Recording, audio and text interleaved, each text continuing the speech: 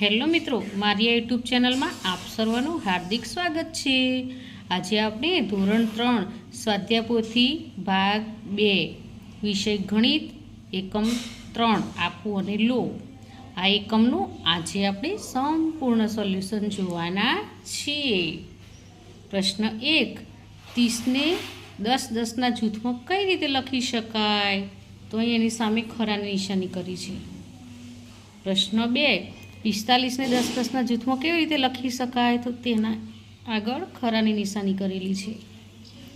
હવે પ્રશ્ન 3, સંખ્યાઓને દશકના અને એકમના સ્થાનને આધારે ભાગ પાડો। અહીં પ્રશ્ન 4, નીચે આપેલી સંખ્યાઓના ભાગ પાડીને સરવાળા પૂર્ણ કરો। અહીં 45 + 22નું આ રીતે પૂર્ણ કર્યું છે સરવાળો। હવે 2, 36 + 7ને આ રીતે પૂર્ણ કર્યું છે। પ્રશ્ન 4, 10 + 15નો સરવાળો આ પ્રમાણે છે। હવે 15 + 12નો સરવાળો આ પ્રમાણે છે। હવે 32 + 25નો સરવાળો આ પ્રમાણે છે। હવે 38 + 49નો સરવાળો આ પ્રમાણે છે। હવે પ્રશ્ન 5, નીચેના પ્રશ્નોના જવાબ આપો।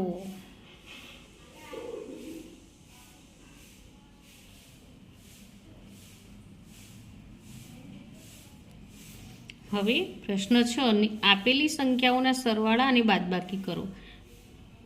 પહેલો દાખલો છે સરવાળાનો અને આ બીજો પણ સરવાળાનો છે, ત્રીજો સરવાળાનો છે, ચોથો પણ સરવાળાનો દાખલો છે, આ 5મો દાખલો છે, આ 6ઠ્ઠો દાખલો છે, આ 7મો દાખલો બાદબાકીનો છે અને 8મો પણ બાદબાકીનો છે, આ 9મો દાખલો બાદબાકીનો છે અને આ 10મો દાખલો બાદબાકીનો છે। હવે પ્રશ્ન 7, શિક્ષકે આ પોતાની શાળામાં વિદ્યાર્થીઓને કયા રંગો ગમે છે તેની માહિતી પ્રાપ્ત કરી તેના આધારે પ્રશ્નનો જવાબ આપો।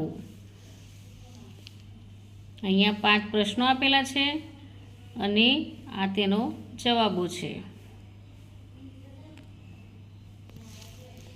હવે પ્રશ્ન 8, એક રમકડાના દુકાનદાર પ્રથમ દિવસે 225 રમકડા વેચે છે, બીજા દિવસે 130 રમકડા વેચે છે, તો કુલ કેટલા રમકડા વેચ્યા હશે?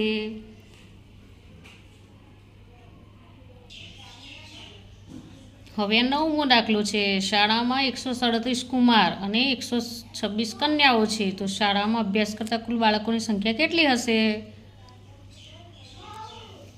પછી આ પ્રશ્ન 10, 123 અને તેને ઉલટાવીને બનતી સંખ્યાનો સરવાળો કરવાનો છે। હવે આ પ્રશ્ન 11, ટ્રેનના એક ડબ્બામાં 100 લોકો બેઠા છે, બીજા ડબ્બામાં તેના કરતાં 10 લોકો વધુ બેઠા છે, તો ડબ્બામાં કુલ કેટલા લોકો બેઠા છે? હવે પ્રશ્ન 12, સફરજનનો 1 કિલોનો ભાવ 90 રૂપિયા છે, ચીકુનો 1 કિલોગ્રામનો ભાવ સફરજન કરતાં 20 રૂપિયા ઓછો છે, તો ચીકુનો ભાવ કેટલો હશે? હવે પ્રશ્ન 13, આપેલ આકૃતિઓમાં પેટર્નને ઓળખી બોક્સમાં મળતી સંખ્યા લખવાની છે। 22 22, ત્યાં 25 સંખ્યા મળે છે, બીજામાં 15 અને બીજામાં 5 અને 15, આમાં 6 સંખ્યા છે। હવે પ્રશ્ન 14, લંબચોરસમાં રહેલા સંખ્યા તેનાથી જોડાયેલ વર્તુળમાં રહેલ સંખ્યાઓના સરવાળા જેટલી થાય તે પરથી ખૂટતી સંખ્યાઓ શોધો।